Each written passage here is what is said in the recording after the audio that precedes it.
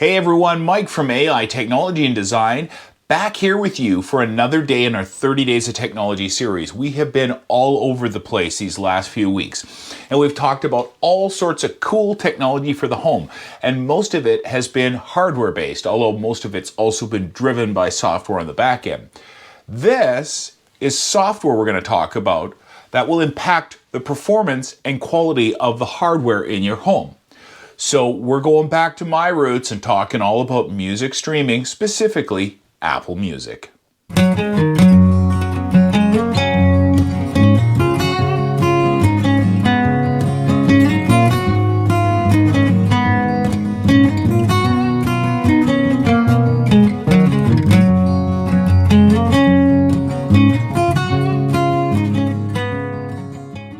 All right, before we really understand the value of Apple Music, I want to give you a little bit of a history lesson in the streaming world. I've been involved in streaming products for over 20 years. Brands like Lin, brands like Sonos, brands like Squeezebox, tons of headphone companies. It's been a part of what we've done professionally for years and years and years. Before we were streaming music, we were downloading it, and there was a couple ways. I mean, there was the original Napster. There was a thing called LimeWire, and along came Apple with a thing called iTunes, where you could actually buy the music you wanted. And you didn't even have to buy the whole album. You could just buy a couple tracks and make your own playlist. That was really critical, because then instead of having that book of 24 CDs we take on a road trip and have to listen to endlessly, we could get this cool thing called an iPod, put like 20,000 songs on it, and away we went. So it really changed everything, because we were no longer married to our media. Along came Apple Music, which is a lot different than iTunes. Apple Music is a true streaming service. Now, whether you pay for your downloads or not, you still have to download them and have them. A streaming service is more like renting your music, for lack of a better term. You don't own it. You don't even have to download it. You just play it as you want it. However, the advantage is this.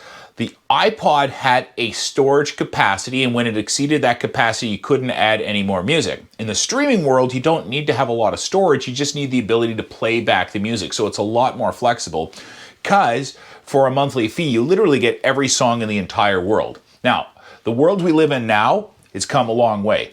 The early days involved a lot of different services playing in that space. RDO and Napster was actually a streaming service after they were a download service, and tons of others. But there's really a few that have emerged as the best in breed streaming services out there. The first is Spotify, the second is Apple Music. But today we want to talk specifically about Apple Music and why you might want to look at that, especially if you own Apple products.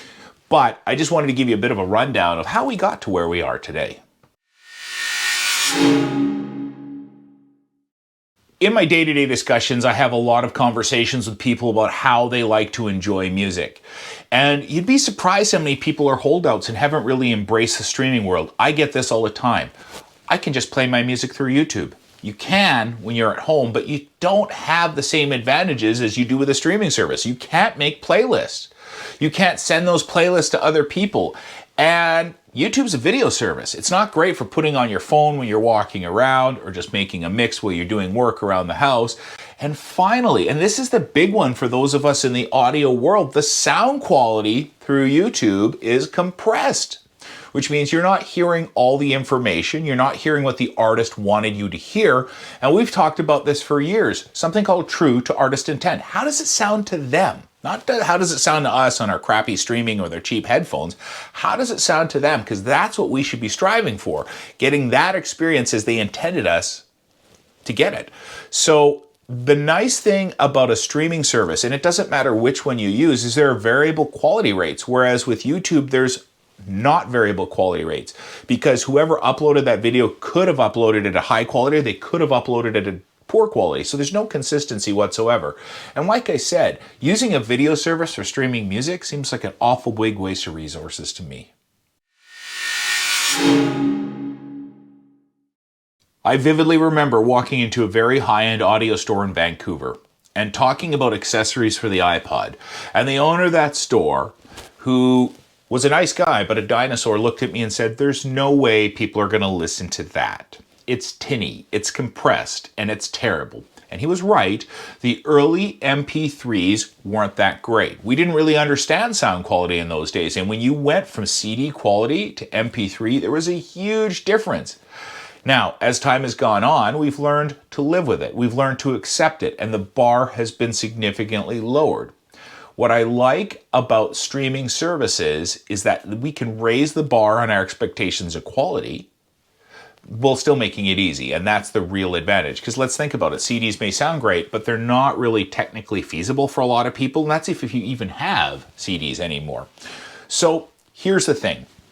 CD quality is anywhere from 256 kilobits to 1411 kilobits.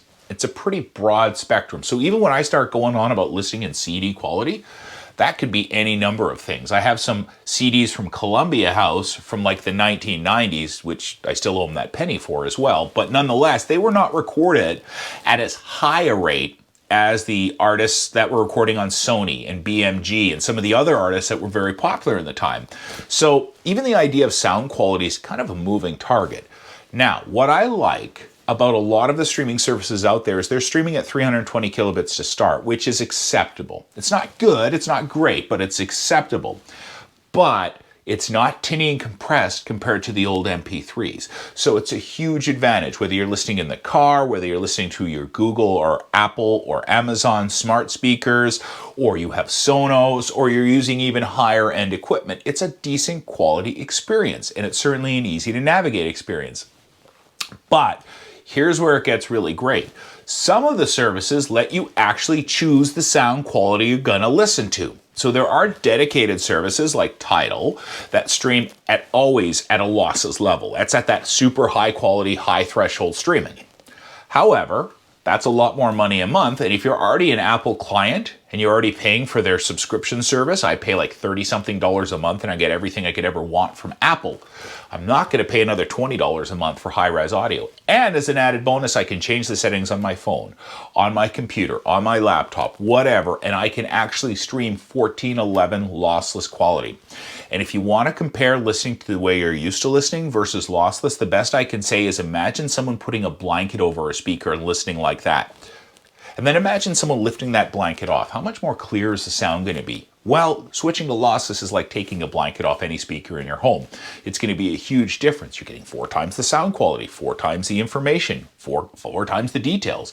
Lots more to deal with. And as a result, you're going to have an elevated experience. It's going to sound more realistic and more like the artist intended it to sound. And the best part of all, you have full control. So if you have Wi-Fi in your home, why wouldn't you stream losslessly in your home? But maybe you have a data package that's not big enough to stream losslessly when you're out and about, and it will nuke most data packages, just so you know. Streaming losslessly takes a lot of bandwidth.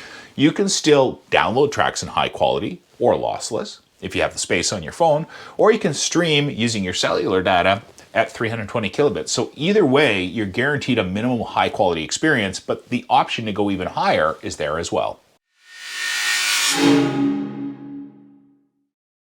Now, the one question I get is, why would I even need a lossless source?